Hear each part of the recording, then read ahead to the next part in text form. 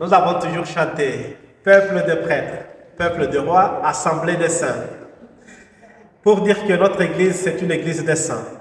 Saints parce que c'est notre vocation à nous tous, prêtres, diacres, laïcs, évêques, papes, cardinaux, tout le monde, on est appelé à la sainteté. Le 1er novembre de chaque année, l'Église célèbre la solennité de tous les saints. Ici, je vais vous présenter quelques figures des saints que vous connaissez parfois, que nous vénérons dans notre liturgie de temps en temps, que l'Église nous donne chaque jour pour modèle à suivre si nous voulons nous aussi devenir comme eux un jour. Derrière moi, vous avez la Saint-Antoine de Padoue. Plusieurs disent dans la tradition qu'il fait 13 miracles par jour. Et beaucoup l'invoquent quand ils ont perdu quelque chose ou pour avoir une intercession de sa part. Ici à côté, nous avons l'archange Michel. Il est le protecteur et surtout le chef de l'armée de notre Dieu.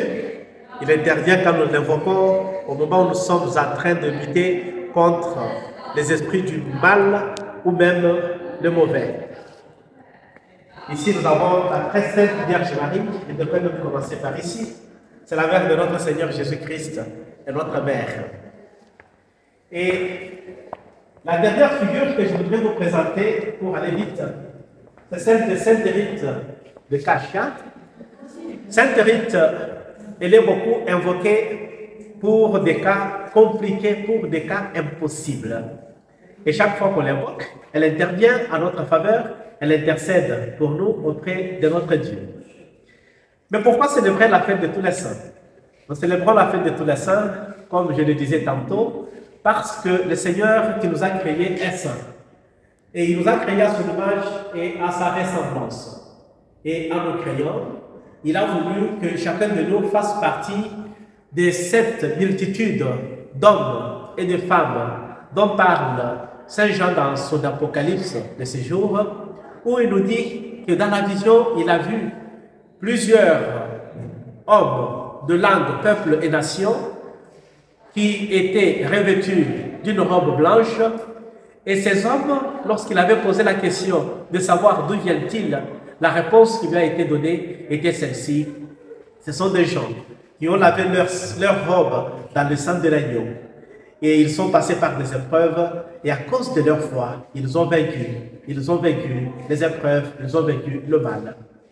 Mais l'évangile de ce dimanche, disons de ce 1er novembre, il nous parle de béatitude.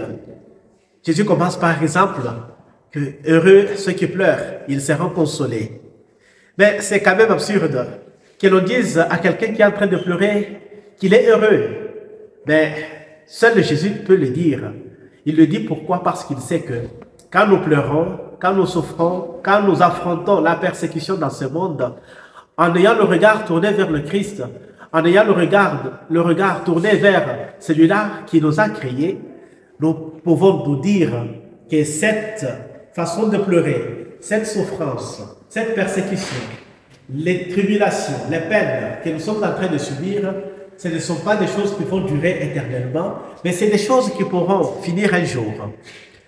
Nous sommes appelés à la sainteté, car celui qui nous a créés est saint.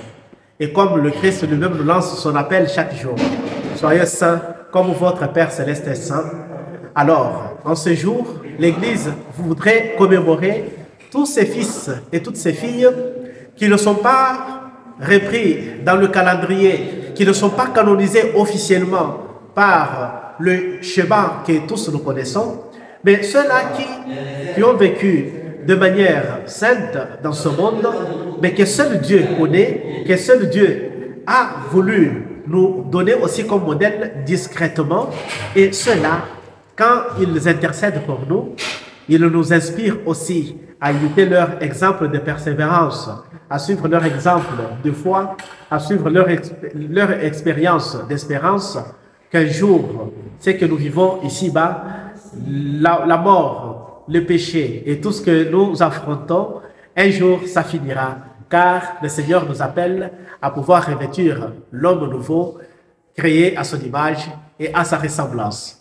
Et demain, Nous célébrerons aussi les fidèles défunts, c'est-à-dire tous ceux qui ont vécu dans ce monde, nos parents, nos frères, nos sœurs, qui ont partagé la même foi avec nous en Jésus-Christ et qui ont cru surtout en cette parole du Christ selon laquelle celui qui croit en moi, fut-il mort, vivra éternellement.